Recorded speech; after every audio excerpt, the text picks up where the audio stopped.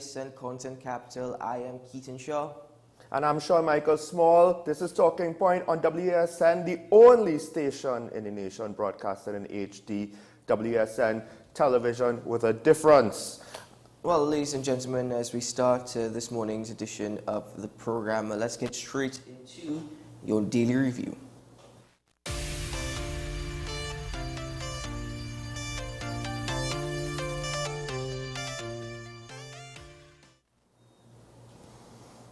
As you know, on Monday we stated that Prime Minister Dr. Keith Rowley left Trinidad and Tobago for Guyana for their Energy Conference and Expo 2023.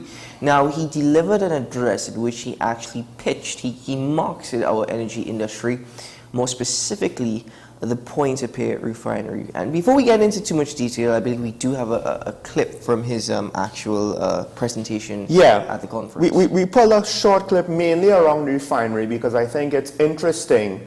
It was one aspect of our oil and gas industry that he mentioned multiple times, if I'm not mistaken. So let's take a look at this short clip about the PM, what he said in Guyana.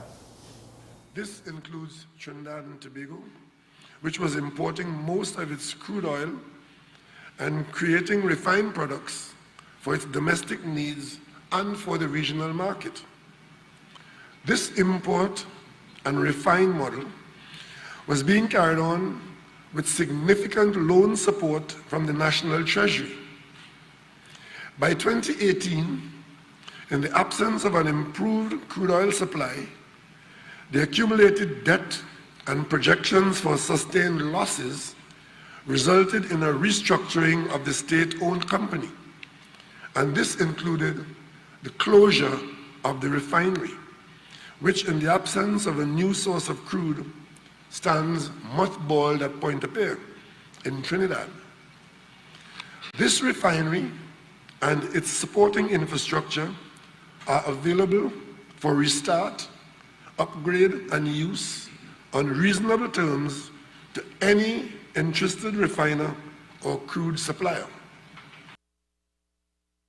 So one of the things, he also mentioned the refinery one more time, saying TNT has the infrastructure to utilize natural hydrocarbon resources. We have the 4 LNG trains, which I don't necessarily know. The trick, of course, is you'd have to convert natural gas to LNG to transported by ships. I don't know exactly how that will make use of. He mentioned our downstream industries, our ammonia plants, and he mentioned the refinery. So it's true that we have the infrastructure. It might not be easy to utilize natural gas from other parts of the region with our LNG trains or to restart the refinery, but he mentioned it. But a couple of things about the refinery.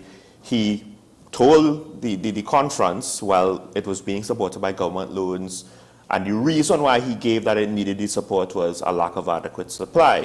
So I'm not too sure how the stakeholders in the room would take that, because he also mentioned, well, it needs to potentially be upgraded to some degree, aka renovated, to restart it. An almost immediate response, actually, to the Prime Minister's idea, the utilization of the Point-A-Pear facility.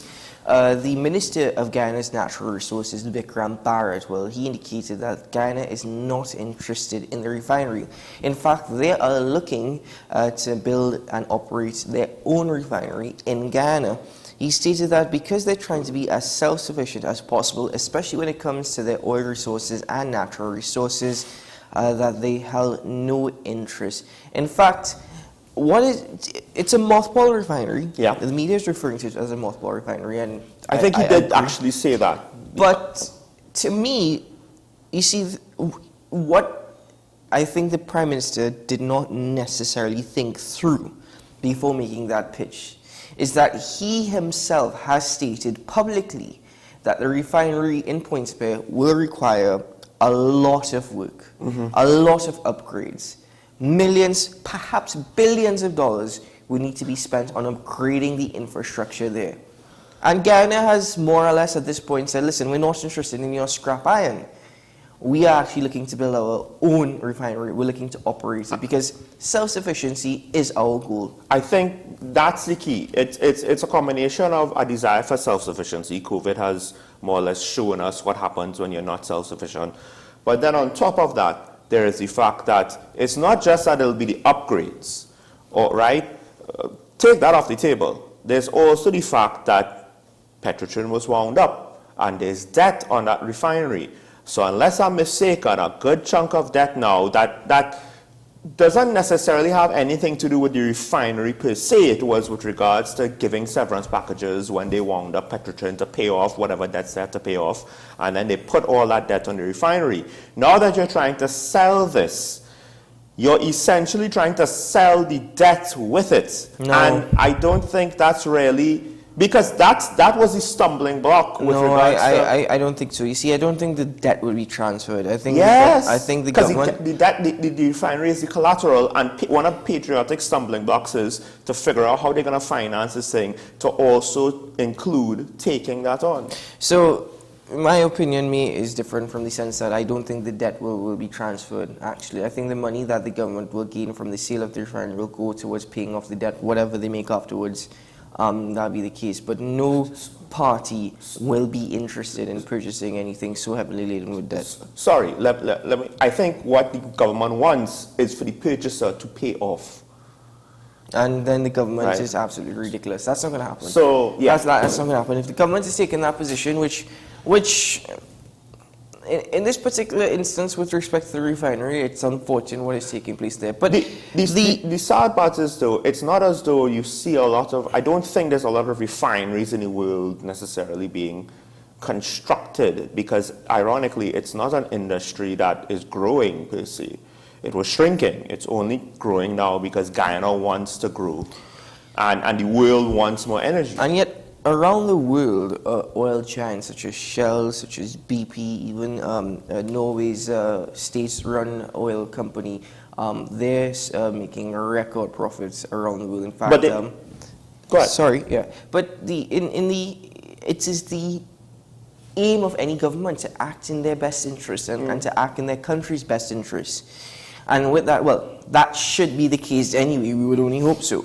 But with that, I believe that is why Guyana has taken their position. And I don't necessarily blame them. I don't necessarily blame them. Yes, perhaps there is a refinery there that is available. Trinidad is trying to see how they can share or get perhaps part of the pie in this entire equation. That's not going to work. And to be honest with you, I'd say, well done, Guyana. Try and be self-sufficient as possible. But I could see, assuming that the refinery would not have the debt, you don't have to spend any money on the debt in order to pay the refinery, buy the refinery. I do wonder if it would make more sense on a practical level, because you're buying it, you're not leasing it, or you're not paying to use it. You're buying it outright, and it's already made. I guess it all depends on what it would take to upgrade it. And operating costs. Which might be, well, right, and that might be the other thing. And perhaps they're looking at, well, look how Operating badly costs, certain things cost are of run. transport, cost of storage. Ease of doing business. So all of that is circular flow of income is a basic understanding of how this model might work. But anyway, let's move on from that now. Well, this story has taken many twists within the last 12 hours, 12 to 15 hours. The deputy political leader of the Progressive Democratic Patriots, whom at this point I shall refer to as the former deputy leader of the Progressive Democratic Patriots, that is Kezel Jackson. Well, she issued her resignation yesterday via a post to social media. Then Watson Duke responded. Now we'll get into Watson Duke's response later on, but this took the public by shock yesterday. In fact, if I'm not mistaken, we do have a photo of her actual post to social media where she issued her resignation. All right, okay, that photo is not available at the moment. But Kezel Jackson, interestingly, made some serious allegations in which she also highlighted that she was actually morally wrong, but she has referred to Mr. Watson Duke as being unstable, and though she claims that she hoped that he would have made a change and could have even been Prime Minister, saying that he had such great potential and could have been something greater, she went on to state, and I quote, "His behavior is one that speaks first and thinks after, too impulsive and grossly disrespectful. He has made every effort to tarnish my name and public credibility. I will no longer accept or continue to lie to the public and myself." That, ladies and gentlemen, first of all, I don't know what public credibility you were referring to, Ms. Jackson. But if he's trying to tarnish your name, you have a right to stand up for that. But I will no longer continue to lie to the public and myself. That line, to me, spoke probably the most. I think the thing with Ms. Jackson, when the situation with Farley unfolded, and she came in a very aggressive defense of Watson Duke, at the time, it was easy to make the low-hanging fruit assumption, which ironically would have turned out to be true. We'll get to that when we get to Duke's response. But at the time, I was just like, who is this somewhat Johnny-come-lately? Because one of the other people to defend Duke was the party chairman, I believe, it was him, the brother, and the dog, and that was how the PDP was started, or something like that, right? And who was a staunch supporter of Duke. So she looked excessively loyal. I thought it was perhaps political ambition. She thought, well, okay, this is the party, I have to support the leader. This is just same old party politics again, support the leader, fall in line, that kind of story. Now, I find it interesting that she was so blinded that she actually thought that he would be good for the nation to be prime minister. And yes, I'm saying I never really took his potential candidacy seriously, but I do find it interesting that now you've reached that point with him only to have to now almost regret that decision, because as you said, I will no longer accept or continue to lie to the public, but also to myself. And her criticisms of Mr. Duke not only, I think, somewhat validates the former members who left the executive of the THA. It's in line with the things about that scenario that we didn't necessarily like when we saw it. Does this necessarily vindicate the Progressive Democratic Patriots, the former executive of the PDP? I will say not necessarily. I'll tell you why. Because from this entire scenario and situation that has happened, to me it shows that there was no separation of a personal relationship and a business/political relationship. Right. And to me, this entire fallout stems more so from a personal relationship which spilled into party politics. Very unfortunate that it's taken this fallout between Mr. Duke. It's a fallout between Duke and Kezell Jackson, and not Kezell Jackson and the PDP. Yeah. Even though Watson Duke has said, PDP is mine, I am PDP. But understand, there was no separation of a personal relationship or a private relationship and business/political life. So it does not necessarily vindicate their decision. For another individual who defended Watson Duke within the last year over the former executive, it's now the Tobago's THA executive, their decision to resign from the party, and she is now suggesting that, listen, my behavior was morally wrong, the relationship I shared was morally wrong. To me, that speaks entirely of the situation. Because it's only now you realize Watson Duke unstable? It's only now you realize he's unstable? I mean, I suppose it's better late than never, right? But I think what it does is it validates him in the sense of, and to some extent, he even contradicts his own behavior with how he handled the Roxborough performers and that whole scenario, and how he got that public ball rolling with regards to that. But when she says that he speaks first and thinks after, impulsive and grossly disrespectful, right? Take the grossly disrespectful part out, although it's hard not to see how that's true given what he has said in the public both now and in the past. But speaks first, thinks after, impulsive. I think more or less this is in line with part of the reason why Farley left. Yes, but you realize that she's speaking more so from a personal stance. I understand that, but at the end of the day, whether it's whatever her perspective is it wrong? Is it untrue? And I don't think so. And at the end of the day, this is not just Farley or one of the THA executives that left saying this. This is somebody else. Whether or not she's for Duke now or against Duke, she is not part of that situation, but her opinion of him, which we can't reasonably say is wrong, lines up, I believe, with their opinion of Watson Duke and more or less the reason why they left. They couldn't work with him anymore. But we also cannot suggest that it's reasonably right, because just as how you've pointed out that Watson Duke is contradictory, so has Kessel Jackson herself has proven to be contradictory in her position. This is why I'm suggesting that whilst we can only speak based on what we know, based on the relationship between Mr. Duke and Ms. Jackson, and this is her resignation yesterday that she issued via social media. To me, that line I will no longer accept to continue to lie to the public and to myself. That speaks volumes. Taking that particular position now shows you were indeed contradictory. You're admitting that you're contradictory. So it's very hard. You see, let's not get too caught up here. But at the end of it all, there are more allegations surrounding Watson Duke. There are allegations surrounding Ms. Jackson. I cannot defend neither. Both individuals are very much contradictory. And the unfortunate thing is there's no longer much focus on the PDP, but rather focus on the two individuals. So we'll get into Mr. Duke's response very shortly. At this point, let's take a quick break.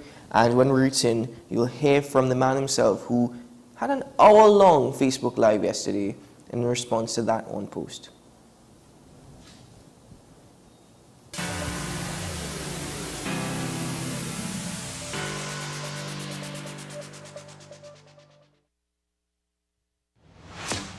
Is it politics? What is it? Is it that nobody cares about sports? The kind of support that sport used to get in the past is no longer here. The thing is, taking a knee doesn't mean that that's the only thing you're doing now, Andre. Right. Taking a knee along with other stuff. Samantha, what are you looking forward to when you return home to Trinidad and Tobago after winning the title? Thank you very much for speaking it into existence. Is there no pressure on Nicholas Paul? It makes me more motivated to work hard and to go out there and rep the red, white and black. Why are we sending a team to the Winter Olympics? There are a number of Trinbagonians who are in the diaspora and have grown up in winter sport. It's an opportunity that the Trinidad and Tobago Olympic Committee will not close the door on. I also believe in the players that we have. Once you can motivate the players, you can get the best out of them. It's a fantastic February at Massage Haven as we celebrate Valentine's Carnival and our 1-year anniversary. For the entire month of February, take advantage of our special packages. For Valentine's, show your love with our lovebirds and I Just Adore You packages. Carnival, let's help you glow with 20% off on all sauna and massage combos. And as we turn 1 year old, special complimentary Massage Haven tokens of gratitude and keepsakes within our anniversary week. Massage Haven, 157B, Monroe Road, Cunupia.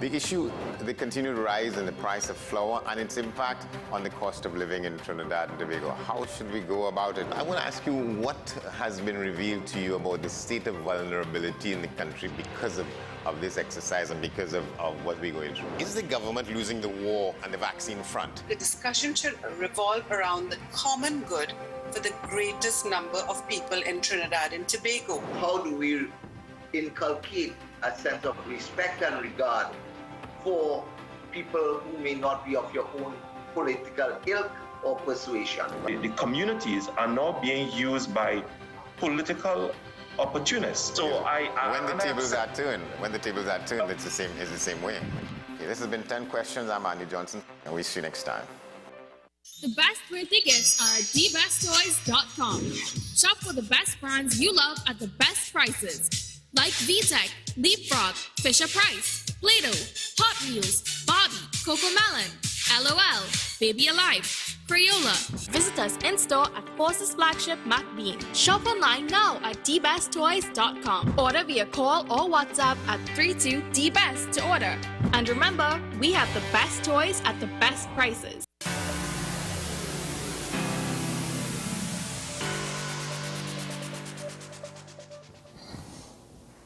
Welcome back to Talking Points, and ladies and gentlemen, as we concluded the last segment with the resignation of Ms. Kessel-Jackson from the PDP, we now focus on Watson Solomon Duke's response. In a 1 hour long Facebook Live yesterday, he made some serious allegations. We'll get into that now as we cue this.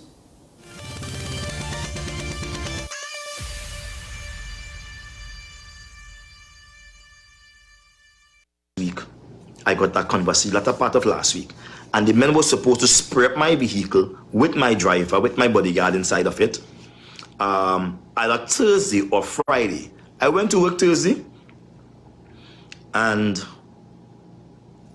pretend that nothing existed, but Friday I stayed home, and from Friday to all today she wants me to come to the office. Let's come to the office to discuss this. Let's come to the office to discuss that. Come, let's come, let's come. I forget this in the office. I forget that in the office. I'm not going to no office. You see the office locked down. I even had to postpone the medical thing for a few days on Saturday going. Because that's the reason, right? If I'm hearing somebody, an anonymous called me and tell me, hey, that woman pay off some people, and I heard it's some $300,000 what I heard. I'm not sure if it's true, mark you, some $300,000, some $150 up front, and next $150 after I get a job. If it's true, those who hear it will hear it. Because me ain't afraid. I'm not afraid to die. That's what I'm saying to you. Me not afraid of that. Me not scared of chicken. But as one man said to me, he said, boy, you're bold and you're brave, but be wise. I've went to the magistrate, to the Sabah police station, and I've lodged a report of assault against the Sabah police station. And I know they would have spoken to her or going to speak to her. And I also told them I want a restraining order to be taken out against her also. I'm going the maximum distance with her. Because when someone is that violent, when someone is that aggressive and pretending to be smart and yes, that's a dangerous person. They will cut your throat and laugh and then come outside and change the story. I'm tired of that.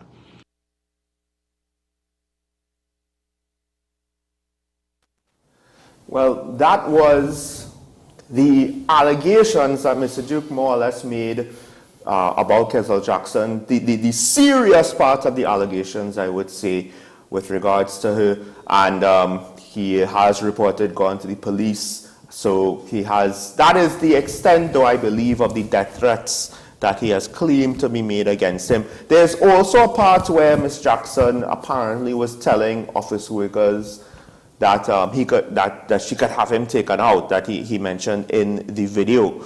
But that actually was not the bulk of the video. He did not necessarily go on Facebook. At least he had the intention to include that part and to say that part. That was coming down towards the end.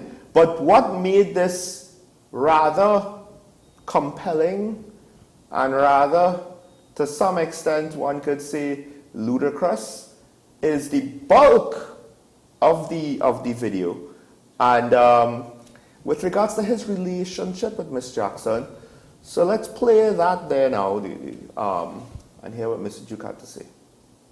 Some place came back, and when she came back, she was telling the staff, and she told the staff, in fact, at some point in time after that she knocked me off a chair and I scrambled, and telling one of the staff that she could have people whack me, and she could call a shot on me and kill me, and I kind of listened to her. I say, well, is that to be crazy? Just so. And where that coming from? And I've been told this, and I'm going to put it out there. Someone told me, be careful of Kessel-Jackson, because she hired some men to kill me. That was last week. I got that conversation, latter part of last week. And the men were supposed to spray up my vehicle with my driver, with my bodyguard inside of it, either Thursday or Friday. I went to work Thursday and pretend that nothing existed. But Friday I stayed home. And from Friday to all today, she wants me to come to the office. Let's come to the office to discuss this. Let's come to the office to discuss that. Come, let's come, let's come. I forget this in the office. I forget that in the office. I'm not going to no office. If I see the office locked down, I even had to postpone the medical thing for a few days on Saturday going. Because that's the reason, right? If I'm hearing somebody, an anonymous called man and tell me, hey, that woman pay off some people. All right, well, that was just Mr. Duke, actually, that particular video, again, highlighting the fact that, well, he's alleging that hitmen were hired to actually, well, I guess, take him out. Now, what is interesting is that Mr. Duke, a man of many characters and many faces, actually chose to take the path that he usually does. And he went down a very dark alley. In fact, he spoke very openly, in fact, many a times using very explicit language to describe the sexual relationship between himself and Miss Jackson. Now, in one particular part of it, he alleges that how he was forced to have sex with Miss Jackson. She forced him, and that being said, Duke said he did not resist because he already has one rape charge against him. If he were to resist, he was fearful that she would allege rape as well. So what is interesting is that he said he fought off potential rape allegations by himself being, at least what it sounded like, raped.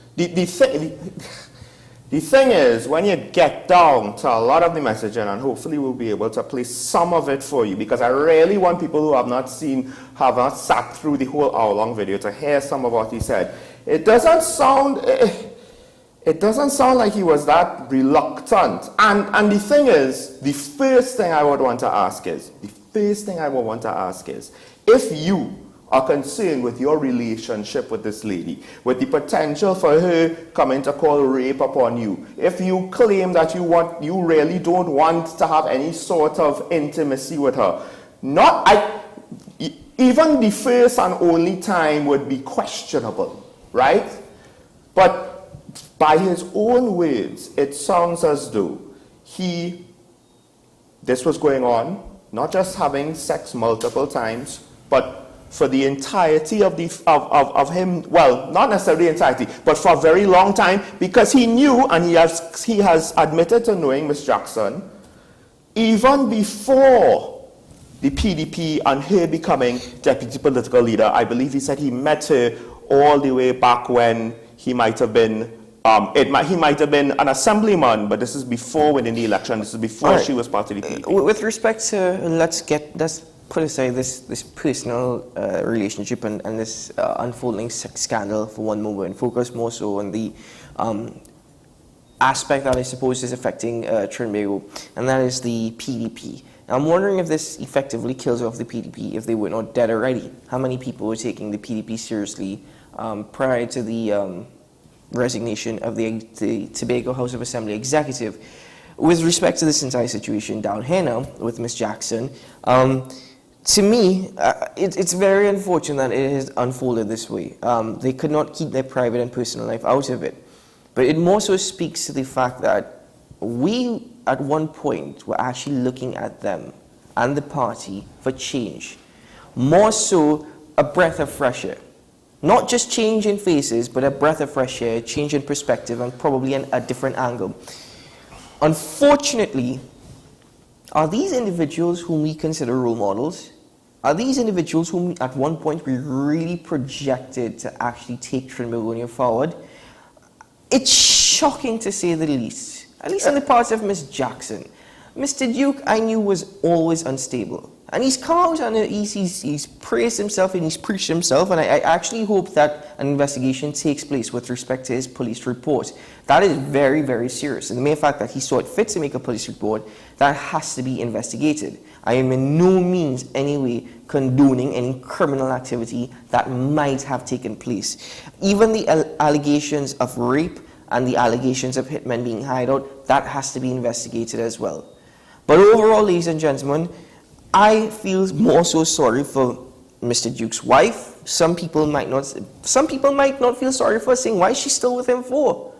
You know, and I feel sorry for his children as well. Mr. Duke is an unstable character, and quite frankly, this speaks volumes as to what we have to be very careful who we select as role models. And here's why. I don't know if Master Control, if you got the updated video with regards to the relationship of the two.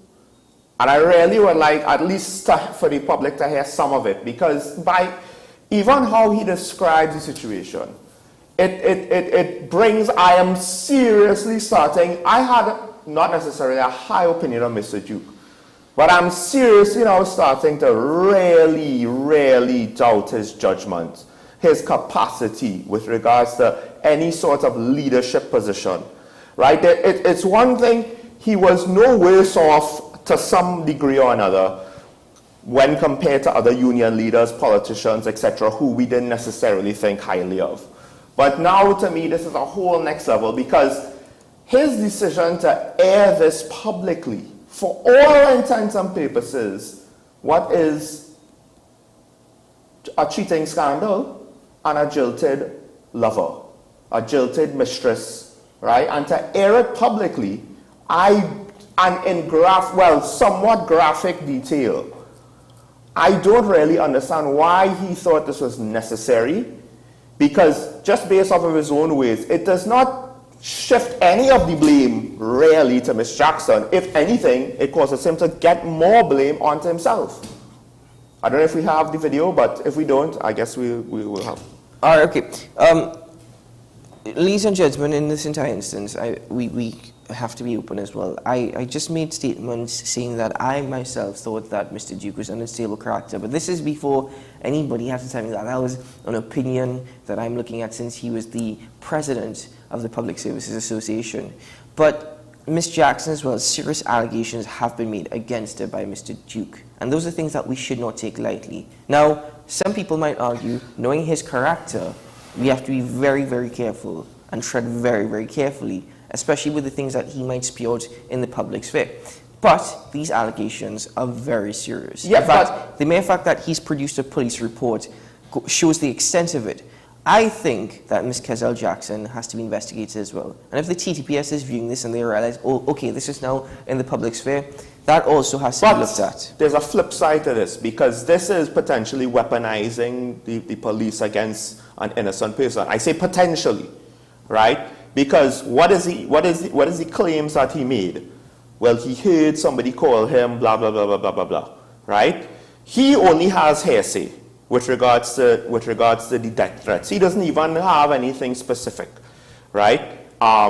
And this is assuming you take what he says at face value, which generally I'm willing to do so, and I am to some extent willing to do so in this case as well. But the other example of violence that he gave is the fact that she slapped him a couple of times.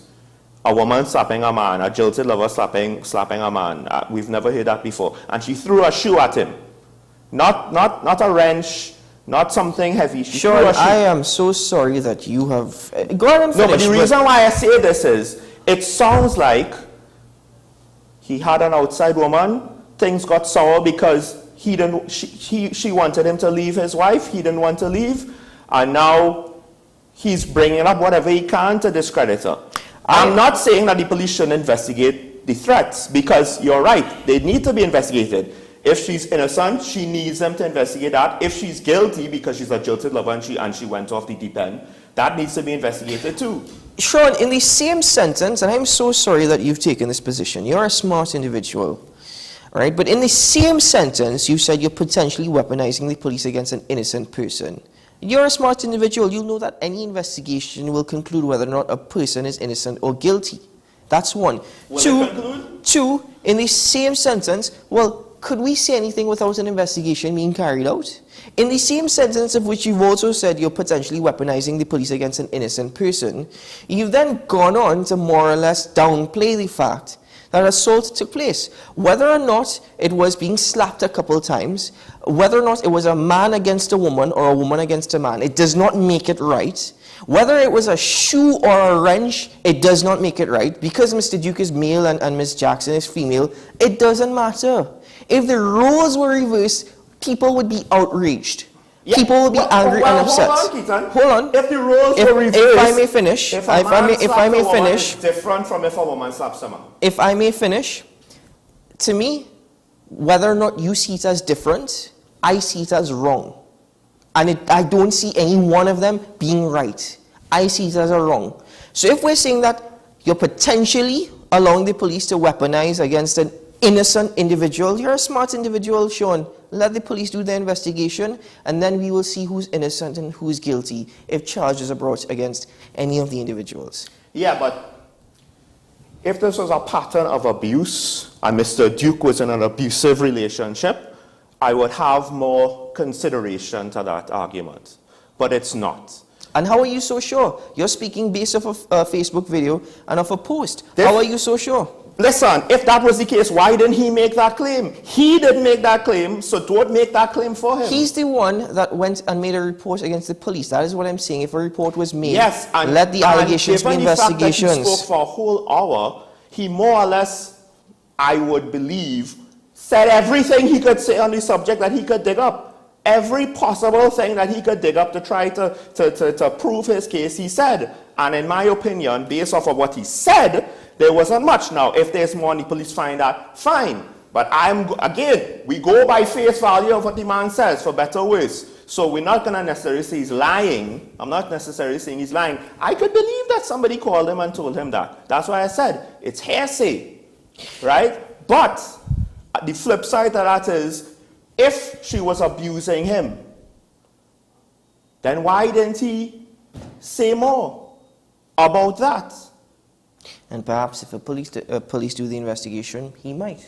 But again, Sean, unfortunately, I'm so sorry. I mean, you're entitled to your opinion, don't get me wrong, but... You see, remember, this is a situation where, right, he made a lot of claims to say he didn't want it. But when the time went to go to a business trip in St. Lucia, because of her sexual proclivities, he decided he wanted to go with her so that she wouldn't be alone. He opted into the situation, Keita. That's all I have to say about that. Again, you're entitled to your opinion, and yes, to a certain extent, I will say a man has a choice, and a man made a choice to a certain extent, yes. But I'm truly sorry you've made the argument that you've made. I think it's very convenient how you said we take what the man says at face value. Because many a times you've gone a lot more deep in terms of your analysis of other individuals within the public sphere and what they've said. Yes, but technically speaking, I go by what they say. When I criticize Faris Awari, it's based off of what he said. When I criticize the UNC and the opposition, it's based off of what they say. And your analysis based off of your what analysis he says. has gone far deeper previously, and that's why I say it's convenient that you take based off of what they say. Anyway, let's take. I am the one that accepted Reginald more statement. Was more willing to accept it. Let's take a break here now on Talking Point. When we return, we'll welcome our guest this morning, perhaps to give a different perspective and analyze a lot deeper than just Sean and I. We'll be right back after this.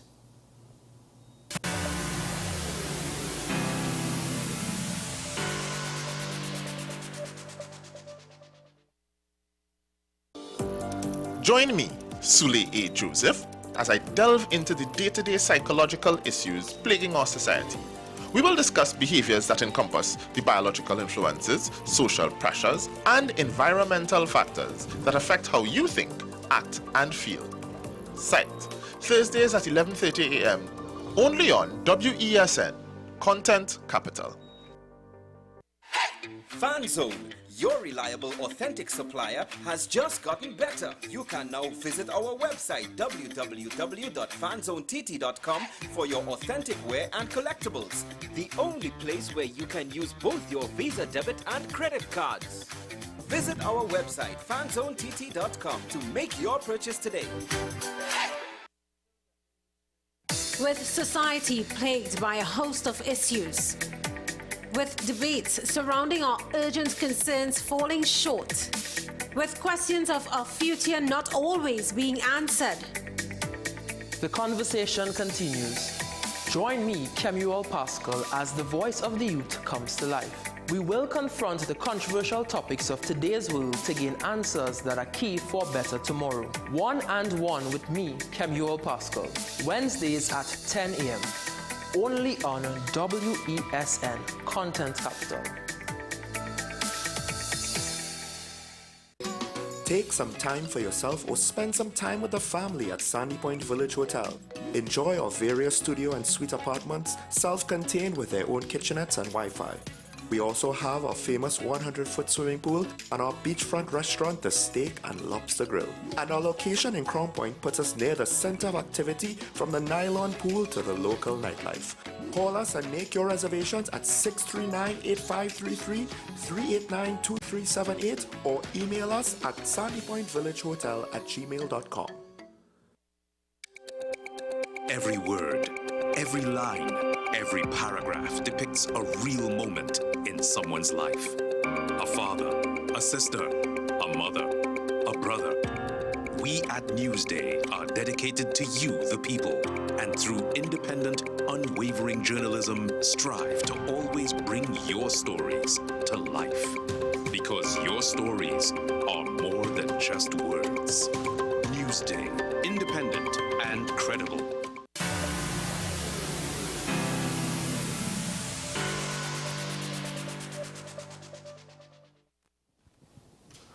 Welcome back to the program, and joining us via Zoom this morning is political analyst Dr. Shane Mohammed. Good morning, Dr. Mohammed. Welcome to the program. Thank you for joining us.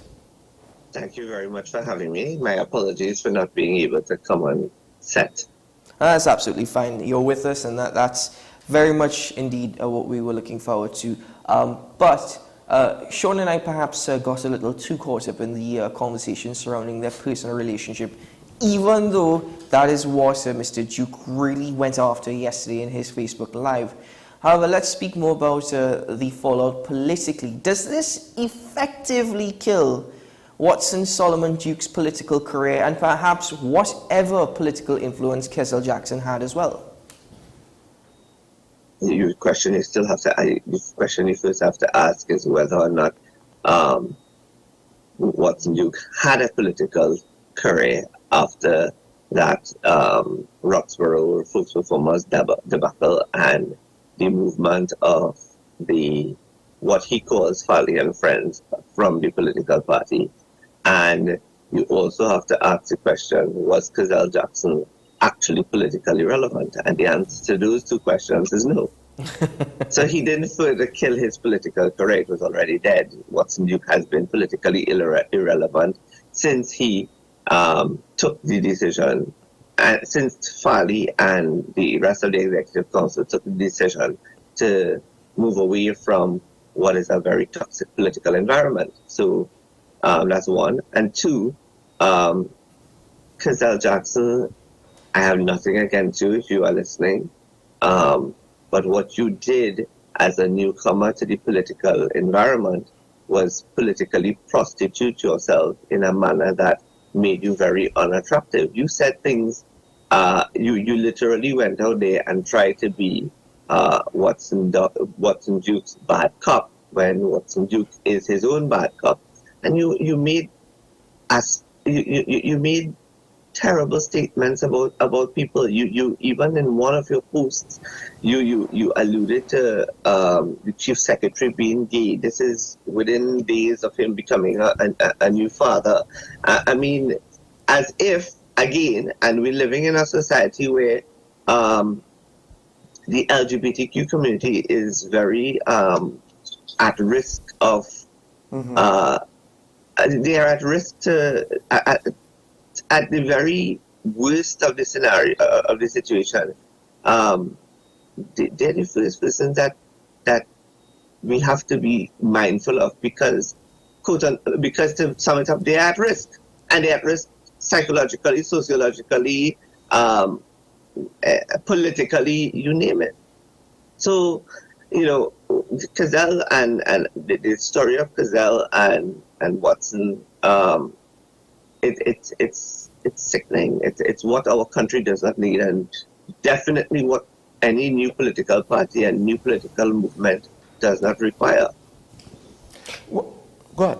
No, I was just going to ask, since you've said that following the entire fallout of Farley and Friends and their resignation from the PDP, Mr. Duke's career was effectively dead, and whatever influence Ms. Kezel Jackson had, well, if there was any at all, how is it now that people will take him seriously, or has he just become another avenue for entertainment, perhaps a laughing stock or comic relief for Trinbagonians? Well, the thing about it is, Keaton, is that I don't think anybody took him seriously post the Roxborough Folk Performers issue, because it was, I mean, Keaton, you're a student of political science and international relations. You understand very clearly how the rules of public administration works, and I mean, it was a complete breach of public administration rules and regulations. Is what exactly he wanted the chief secretary to do, and I guess that comes from not understanding the process and going in there believing that he could simply shout and scream and behave in a particular manner and something would happen. But that's not how it works. There's a process and a procedure for the dispensing of public funds. Again, I will say, I get up this morning and there are people who are having a laugh, but the truth and matter of it is this is not something to laugh about. This is what you call, this is the effects of power. This is when we talk about power corrupts and absolute power corrupts absolutely, this is just an example of one facet of it. Well, Dr. Mohammed, so Mr. Duke, he did take at least one pot shot at Farley, saying how, you know, this is who Farley is. Farley has mistreated me, and I am a man. I didn't say all of this before because I keep things private, and which, as we have come to see, is not his MO, even with regards to the Roxborough situation. He didn't just make a complaint. He actually did fall into the purpose of personal attack. As you mentioned, Kettle Jackson making the accusation that Farley was gay. Why is that an insult right now in 2023? That's a whole other debate. But wasn't you also compare the THA to slave masters or slave owners? He has been very reckless with his speech. But even though he's been reckless with his speech, do you think that there might still be parts of the country, the electorate, the way how our political process is? Because we've seen, maybe not as extreme as those examples, but we've seen our politicians from other parties in Parliament use incendiary language.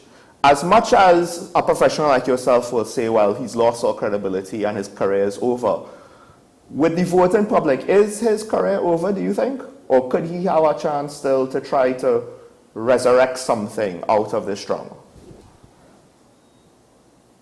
Wait, so let me just get the gist of the question. You're asking me, because you're a little bit muffled there. Sorry. You're asking me if what he says has some level of credibility in comparison to the B. Or rather, if there will be some voters who just will make excuses for him or still support him and not necessarily care about the drama.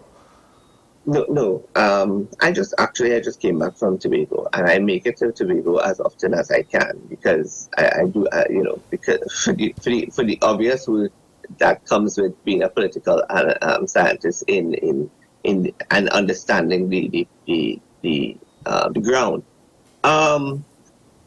There are people in Tobago that are very disappointed, and they are very disappointed in Watson and what Watson has done, and that is the whole issue of not understanding what was needed and what was the process as it pertains to the whole idea of the dispensing of public funds to the Roxborough folk performers. With that said, there are also persons who are not happy with his performance as the representative for Roxborough Argyle.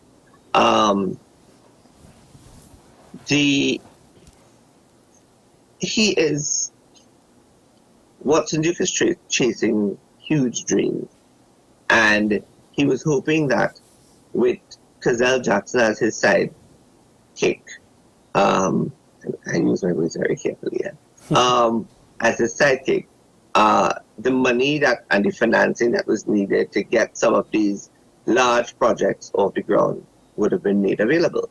So one of the things that should be considered is this whole idea of him wanting to do some kind of health card.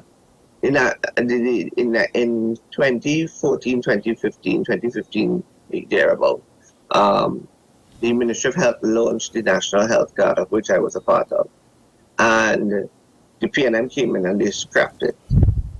If we had the National Health Card as envisioned and as designed holistically in the way that it should be used, we would not have people in Trinidad and Tobago being or having or getting restricted to simply going to a district hospital or to San Fernando General. They could be in Port of Spain and not be feeling well and take their national health card and go to any district health facility, any health center, any hospital, swipe their card, and their medical records would have been made available to doctors to see what their diagnosis is, what their medicine regime is, and that sort of thing. That's another failure of the People's National Movement. In fact, no, that's a failure of Terence Yelsey. When I heard about it from the perspective of when that Watson Duke was attempting to go down that route, I said to myself, this sounds like a very well-designed, well-worded Ponzi scheme, right? And I said that because how was it going to be sustainable? What was it going to be sustainable? It was as if we were dealing with another Susu situation, right? Watson is desperately looking for political mileage, and he's desperately looking for political relevance. It is the same reason why he referred to the Chief Secretary and the members of the Executive Council as Farley and friends, and invited them to return to the party. And if you are serious about rebuilding a political party that you claim is yours, you will not go out there and indicate to in the public arena and say, well, you'd like to you would refer to the Chief Secretary and the Executive Council as inviting Farley and friends to return to the political fold. No, you don't do that. The only reason he has resorted to asking Farley and friends to come back to the PDP is because half of the ship is already underwater and there's a little piece above water, so he needs the other side to get people to try to bring the other side back up from underwater. The PDP is dead. There's no future for the PDP in Trinidad nor Tobago. So with that said, my co-host and I, we were having a debate this morning as to whether or not this actually vindicates the position taken by Farley and friends to tender their resignation from the PDP, if they even needed some validation or vindication at all. I mean, do you have an opinion on that? This is it. This is it. This is not validation. This is not only vindication. Sorry. This is what you call good judgment.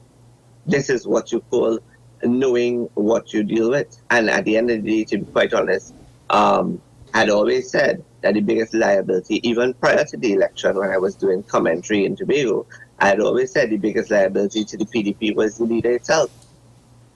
And I make no apologies for that, and I continue to stand by it. And I just saw a video of Watson rolling around on a hotel bed in his underwear. Really? Have we gone mad in this country? Good God, where are we heading? And I also, that's why I also have started the dialogue that we need a new breed of politicians in this country. And while I'm not a fan of Nikki Haley, she did say something very critical yesterday, that there comes a time when there's a new breed of there's a need in the United States for a new generation of leaders. And I am saying the same as it applies to Trinidad and Tobago. Only yesterday, Nicola Sturgeon, the First Minister of Scotland, after serving for 8 years, only 8 years, and she was fantastic at her job, she said, one must know when to leave. One must know when your time has come. And she made it very clear that she would be stepping down as First Minister of Scotland. Dr. Mohammed, on that line, I just have a quick question. Do we need new blood along the lines of how Fali Augustine, Faith Israel, who their political experience might be showing, but they are new and hopefully they are not going to at least repeat the mistakes of their predecessors. Is that what we should be looking for? We only have about a minute, I'm sorry. In terms of the leadership? Yeah. He's a fantastic leader. He has, and not only is he a fantastic leader, his deputy political leader, his deputy chief secretary is equally as strong, and she could even rival him in certain areas, because she is a strong, resolute, very critical thinker of a woman, and she represents very strong female leadership. Together in terms of that team of Fali and Faith B. Israel is I've seen them at work and I've interacted with them. They are a force to be reckoned with. When they start rolling out deliverables in Tobago, which they will be in a short period of time. I mean, they've already done it in a macro level. When they start rolling out deliverables to the people of Tobago, they're going to blow people's minds. Well, Dr. Mohammed, thank you for staying with us. So we are now going to take a break for news on the hour, ladies and gentlemen. But upon our return, we'll look at the phone lines, and Dr. Mohammed has agreed to stay with us. So he will hear your questions, he will hear your thoughts and opinions for further analysis as we continue with Talking Points. We'll be right back after this.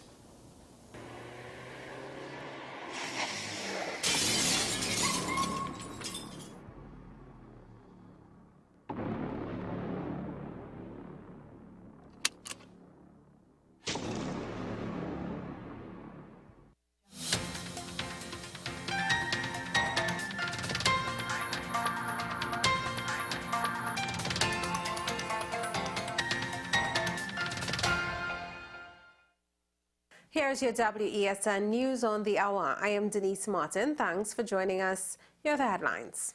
Starlift to kick off large bands finals on Saturday. Kumuto Manzanella MP calls for vigilance as no lifeguards present at beach. PDP Deputy Leader Kizal Jackson resigns. And internationally, 4 more arrested over plot to kill Haiti's president. Now for the details. This Saturday night, the finals of the large conventional bands category in this year's Panorama Steel Festival is on. The official draw took place on Wednesday. The official order of appearance for the large conventional category was released with Starlift to start and Invaders to end. The show begins at 7 p.m. Kumuto Manzanella MP Rai Ragbir is advising his constituents and, by extension, Trinidad and Tobago to be vigilant as the Manzanella Beach facility is currently closed due to renovations that are almost completed. Therefore, there are no lifeguards available throughout the Manzanella Beach as of now. He especially cautioned those planning to visit the beach within the carnival period. Parents are also being advised to be observant and careful with their children as they may be easily distracted by the water. Kizal Jackson has resigned her position as deputy political leader of the PDP. In a post on her social media page, Jackson stated that she resigned on Wednesday. The decision was made as she said party leader Watson Duke is not stable enough to have her genuine support as a deputy leader. She added that his behavior is too impulsive and grossly disrespectful. Jackson says that Duke has made every effort to tarnish her name and public credibility. She says she can no longer lie to the public and herself. Jackson says she's not without fault and takes accountability for her actions and behavior on a personal level with Mr. Duke, which was inappropriate and morally wrong. In international news now, U.S. police have arrested 4 more people for alleged roles in the plot to assassinate Haitian President Jovenel Moïse in 2021. One of the suspects is the owner of a Florida-based security company, which authorities say hired Colombian ex-soldiers for the mission. President Moïse was shot and killed at his home in Port-au-Prince, reportedly by Spanish-speaking foreign mercenaries. 11 suspects are now in U.S. custody. Well, that was your news to the hour on WESN. I am Denise Martin. Thanks for watching.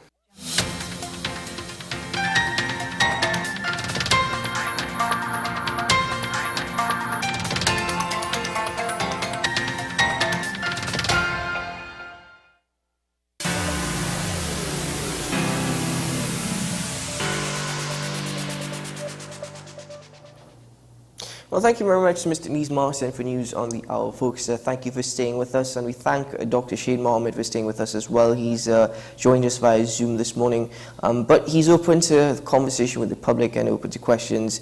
And let's open up the phone lines now, ladies and gentlemen. Join the conversation.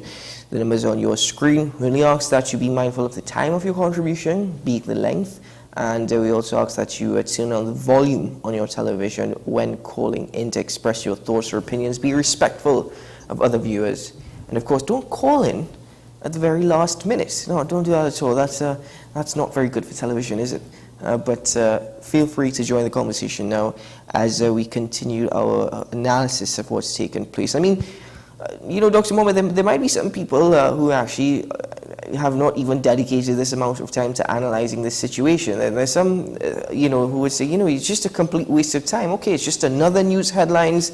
Let's read it. Let's give details. That's the end of it. Let's not give it any level of light at all. The language of the video that Watson Duke put out is disgusting. It is crass. And it is unbecoming of a political leader. It is unbecoming of anybody who wants to aspire to political office in terms of, but he believes that he can be prime minister. That will happen when pigs fly. But the language, let's just take it for at the very surface level. Let's just take it at the very basic level, so our listeners could understand the language used. Not one, it is a disrespect at a family level in terms of was he not taking into consideration his wife? Was he not taking into consideration his children? Was he not taking into consideration the goodly people of Roxborough, Argyle? Or was he not taking into consideration the people who, you know, believe that he has some level of political current even now? Listen, there are many ways that one can say certain things without being disgusting and crass and crude and downright shameless, and that's what it is. I mean, you say it was shameless, but it was interesting where he's basically responding to what was a relatively short press release in comparison to his video. But it seemed as though he wasn't really responding as a political leader. He was responding in a personal matter with personal communications about personal details about what should never have been put out on a public/political forum or part of a political discussion. And wouldn't that also be the lack of judgment? Well, we have a call, but the lack of judgment, I would just say, also it makes you question, you know, what was he thinking and why does he think he could be political leader? But stick up in on that. We have a call from San Fernando. Good morning, caller. Morning, gentlemen. Good morning. Morning, Dr. Mohammed. Morning. Good morning. You know, the fact that you have Dr. Mohammed on this morning, I will use this opportunity to ask him a question not relevant to that stupidity that's going on there with questions you. Please do. Dr. Mohammed, you said you frequently in Tobago, and I've seen you on a number of programs with the Tobago Morning Show, being interviewed by a young lady there. So I know you're in Tobago regularly or in contact with Tobago. The question I have for you is this. I am a Trinidadian, born in Trinidad. I go to Tobago. This present administration in Tobago, along with fellows like Coach Charles and the rest of the James men in Tobago, all the different Jameses that you have there, seem to have this personal attack when they're speaking about issues with Tobago and Trinidad, which are supposed to be at the government level, seem to attack Trinidadians personally. That is how I see it now. When I have nothing to do with that, I am one of those people, and there are a lot of people like me, who really best interest of Tobago at heart. But it seems as if there is this attack on Trinidad, and it does not augur well, it doesn't feel nice. I want to get your opinion on that. Thank you. Thank you, caller. Dr. Mohammed? Well, he's right in terms of me being in Tobago. And it took me about 2 to 3 years.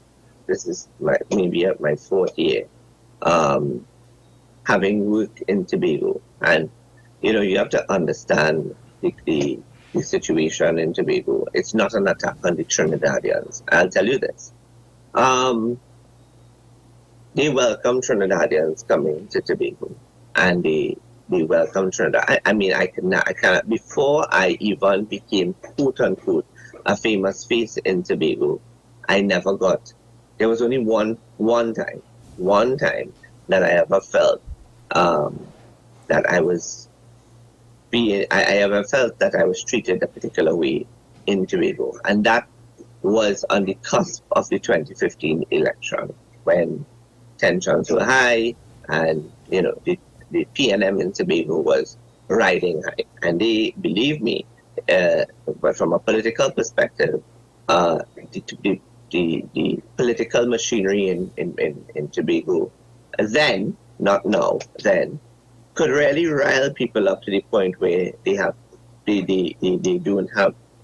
use the political judgment rather than their personal judgment. But the argument, and I can guarantee you this, yes, I hear it all the time. I've been part of the discussion about Trinidad. And the idea here is that Tobago should not have to pander to Trinidad for resources. Tobago should not have to pander to Trinidad to get the ships and the boats going and working effectively. A simple thing like Tobago should not have, and I agree with them, Tobago should not have to be approaching Caribbean Airlines and asking Caribbean Airlines to increase flights on a Friday, Saturday, and Sunday, because that's when they have a lot of tourists coming in from Trinidad and outside and otherwise, right? And the thing about it is, they should be able to direct. The Chief Secretary of Tobago or the Deputy Chief Secretary of Tobago should be able to pick up the phone and call the CEO of Caribbean Airlines and say, listen, we need more flights into Tobago, and you all need to sort yourself out and put the framework in place. Dr. Mohammed, sorry to cut you. If we may just pause on that. We have a call on the line with us from Miaro, but stick to that point for a moment and we'll return to it. Good morning, caller from Miaro. Hi, good morning, gentlemen. Morning. Very good topic, because it sends a clear sentiment to the people of Trinidad. And I just want to say something very critical. There are 70% of the people employed in Tobago to the government, while we have 25%, 20 to 25% in Trinidad. The people in Trinidad and Tobago is very comfortable and moving forward. Fali said clearly, people before party. And if you notice the gentleman direction, he is moving with the people. There's a handful, a pocket of people that follow, right? The other opposition of Fali, I had to put it that way, but the end of the day, Tobago is in a bright place when it comes to leadership. And that is my opinion from Trinidad, but I am a bit envious of the leadership style. Thank you very much. Thank you very much, caller, for your contribution. Dr. Mohammed, if you'd like to continue. Yeah, so I was talking about, they should be in a position to direct. They should not have to be able, the Chief Secretary should not have to ask the Minister of Finance to intervene in order to get more flights from Caribbean Airlines to Tobago. And that's just one example, right? So there are issues that are affecting, and also you have to take into consideration, we've not grown politically, we've not become politically mature, we've not grown politically. And as long as there's a different administration that does not align to the THA, then there's going to be concerns about the allocation of funds, especially at a budgetary level. And it stymies the progress of the island, and the island has much potential. And the island is not simple. It does not only have much potential. The island is led by a dynamic group of people who are forward thinking. In fact, I'll be honest with you all, they are actually more innovative and creative than the leaders of Trinidad. And maybe, and I've said this time and time again, the people of Trinidad need to take a page out of the people of Tobago. Okay. After 20 years of receiving false promises and little resources and getting cap in hand, going cap in hand and getting cat in bag, they voted against the PNM and voted. They didn't vote for Dr. Mohammed, yeah, sorry, we have a caller there with us from Chagonas. Actually, listen very carefully to this caller. Good morning, caller from Chagonas. Good morning, gentlemen. Good morning. Good morning. You mentioned the petrol and steel. Oh. And whether it was sold with a debt. Right? Well, it hasn't been sold yet. Position when you sell a property that has a debt, is the debt has to be liquidated from the proceeds of the sale. That is the normal. Mm-hmm. But there is nothing to prevent you selling it with it. In the petrol situation, it was not sold with the debt for a simple reason. The debt was incurred to buy a gas or liquid plant, which was disposed of separately. So there would have been no collateral to back up the sales. I don't know. And the question of Tobago, and your guest named Tobago should be having to come to Trinidad with this, that, and the other. What do you expect them to do? Tobago don't pay more than about 120 of the revenue they need. They have to come to Trinidad. They have no choice. And not to come to Trinidad, they come to the government of Trinidad and Tobago. It is not a government of Trinidad. All right, cool. Thank you very much. I do apologize for having to get that call. Yeah. Some very bad audio there, so we didn't hear you entirely clearly. I think the last thing he was saying, though, it's not a government of Trinidad, it's a government of Trinidad and Tobago. And I agree with you, except I will say, I do wonder, and it's not that necessarily, there's no easy solution with regards to representation for Tobagonian interests within Parliament and the Cabinet. It's like I said, there's not an easy solution. But the reason why I say that is we always have to remember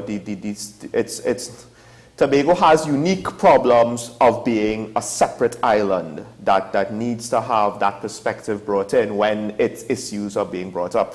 But Dr. Mohammed, you mentioned something about the current THA executive being very innovative, and I find that interesting. Speaking to the chairman of Tobago CivilNet, he says that they didn't necessarily do a good job communicating what they were doing to the island of Tobago.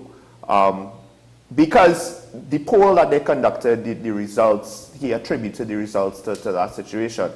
And we ourselves in Trinidad, we might not know necessarily what's going on in Tobago. Is there any parallels between them and maybe how Eisenhower wielded power in America, where he was very effective but so low-key that you didn't necessarily fully understand just how good he was in the role? Could it be that we're seeing some of that here? Because I'm pretty sure to a lot of people, they don't necessarily see what you see from the current THA executive. Well, you have to take into consideration also political styles and political styles and political behaviors, political traits. You have the populists, they're those who must be seen in the public's eye. I mean, we had a prime minister who was a downright populist that needed to be seen and heard, and she up to now, she's still a populist. Everything is orchestrated, and she's still aspiring to be prime minister, right? Then we have a prime minister who's transactional. He doesn't care to be in the public's eye. He's only in the public's eye if necessary. He doesn't have to talk every week. You don't see him. What you see is what you get. There's nothing orchestrated about him. And then we could go on and on about analyzing other members of the parliament. And when I say that, the THA has structured a set of town meetings that happens every week. One is Mandate Monday, and there's one where they report to, and they meet with the with the villagers and the communities every week on a weekly basis. Last time that the last week, I believe they were in Roxborough, right? And it was all about getting an idea of what were the needs, and the needs are really about jobs. So the understanding is that there's a need for jobs, job creation. And we're not looking, and you have to understand the context of the job creation that is needed. They need a boost in the tourism sector, more than just simply the 48 cruise ships that will be going to Tobago during this cruise season. And I'll give you this example. A particular cruise ship docked on one of its routes, scheduled routes. It docked in Charlottesville. And because the people, they have, I'm told that they have such a fantastic way of shuttling the people from the cruise ship to the shoreline, and then there's a whole party that the village puts on for them. They go and they have the opportunity to do ecotourism through the main ridge and all of those things. They left Charlottesville, and they were en route to another destination. And upon arriving at that destination, they couldn't dock because of bad sea level, bad weather conditions. Weather conditions, because and the sea, the ocean itself was too rough. Was not conducive. Was rough, right, from rough sea. And they took a decision. What would they do? They couldn't stay out there and just let the boat rock. They made an about turn and went back to the signal. They sent a message, and they made an about turn and went back to Charlottesville, and they had a time there. And it's a very proud moment for them that this cruise ship could have chosen to skip the route and go to another one, but decided to take an about turn and go back to Charlottesville, where they knew that the passengers were enjoying themselves. You see, the point is, the Trinidadians have not taken the time to understand the political context and the social construct of Tobagonians. And the Tobagonians are not, they are mindful, they are very mindful of what they need, what they want as an island, what they desire for their future and for the future generations. There's a lot of development to be done that has not been done in Tobago in the years prior to this administration. And we have to give them credit for being an independent administration. And I had to answer this question in Tobago where there was this notion by the private sector that there's political instability in Tobago because we don't know who this administration belongs to. And I will repeat for the benefit of your listeners as well. In Trinidad and Tobago, in the Representation of the People's Act, regardless of what party you belong to, or whether you belong to or whether you decide to run for office as an independent, you are required by law to have a symbol, whether that symbol be a dog, cat, Watson, youth's face, you name it, right? The rising sun, the Balize, whatever the case may be, you are required to have a symbol. The symbol is part of the process for you to be elected and as part of the voting process, because you have your name and then you have your symbol, and the symbol is also a way of identifying you, especially for those who may not be literate. When that process is over and the elections have been won and determined, the political aspect of it ends, and we go into the government aspect, where you have the selection of ministers, secretaries, whatever.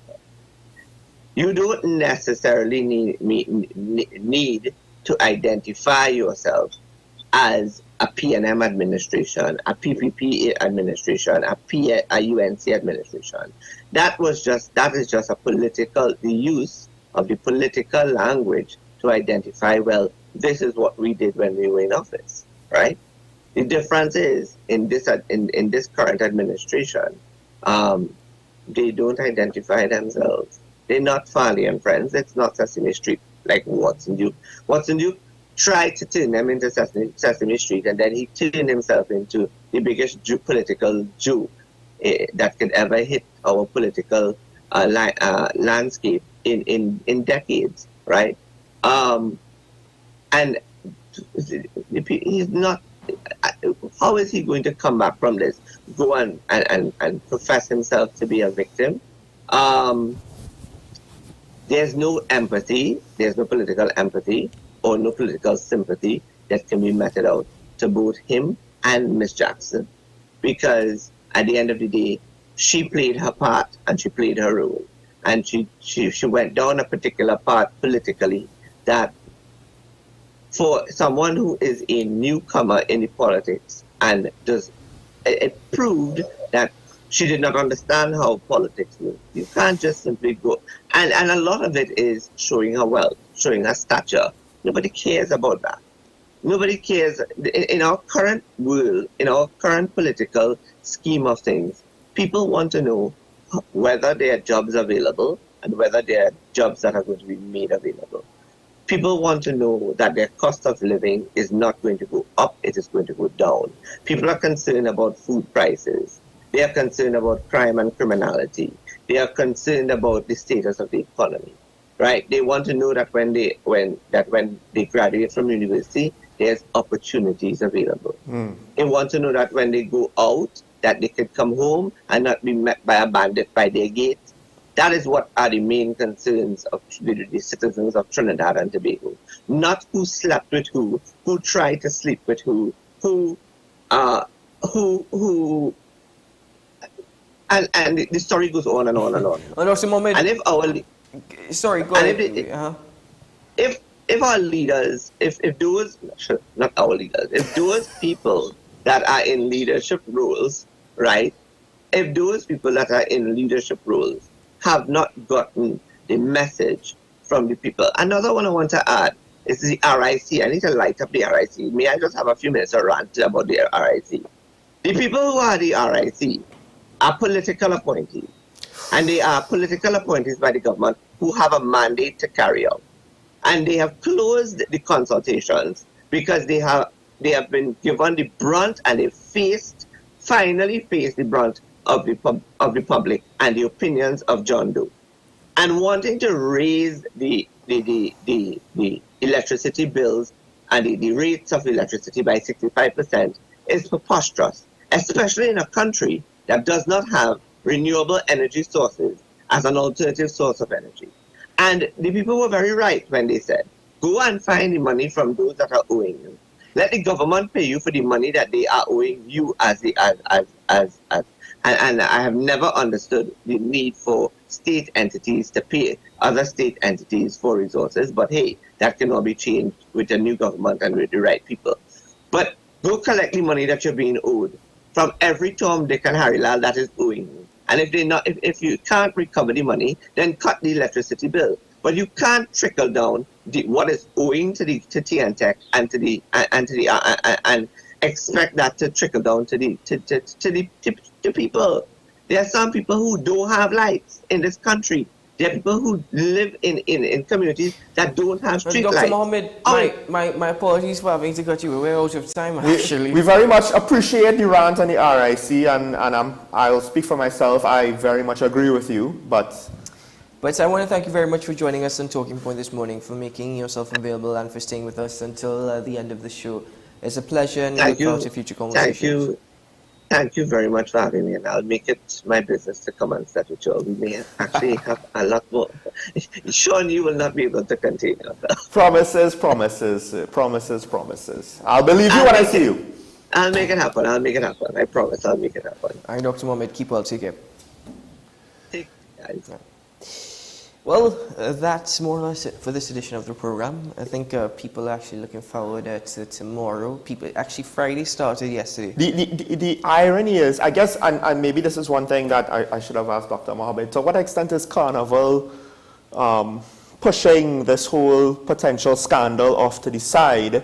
But as Dr. Mohammed did say, to what extent did Mr. Duke still have any sort of political credibility or capital left even before this happened this week. It is stunning, though, and I do feel for all of those indirectly involved who will have to face the consequences besides Miss Jackson and Mr. Duke. Well, folks, listen, just whatever you do, please enjoy yourselves. It's be safe, keep well. I know there's a lot taking place now over the course of the next couple of days. Enjoy it, live it up, freedom of expression, freedom of life. But here on Talking Point, we wish you all the best. And we just say today is a good day to have a good day. Should all go well, and we hope it does. We'll see you tomorrow morning. Bye-bye.